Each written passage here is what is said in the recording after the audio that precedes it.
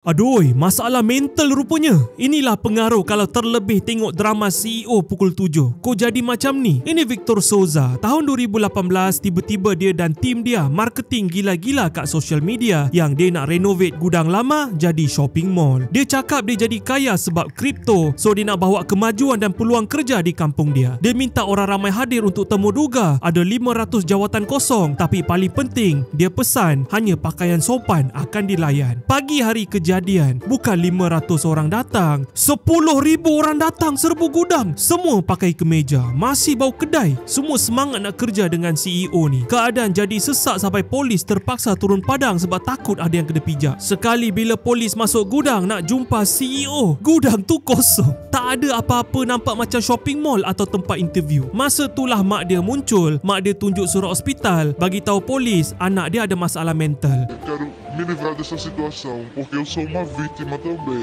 E meu filho precisa de tratamento, eu quero cuidar dele também. Quero cuidar de tudo para que tudo isso... Dia pernah dirawat, tapi dia tak nak makan ubat. Dia mengalami delusi dan percaya sepenuhnya dia seorang CEO yang berjaya. Jawatan, shopping mall, kripto dia semua tu tak wujud. Gudang tu dah lama terbengkalai, dia main redah je. Selepas polis kenal pasti keadaan, semua orang disuruh letak resume dalam kotak dan disuruh pulang. Lagi pedih, tim marketing yang tolong dia promosi projek ni baru tahu kebenaran. Dah 2 bulan mereka kerja untuk dia, gaji tak pernah dibayar. Harapan nak jadi pekerja mall berkecai, rupa-rupanya kena scam dengan angan-angan seorang CEO yang tak nak makan ubat.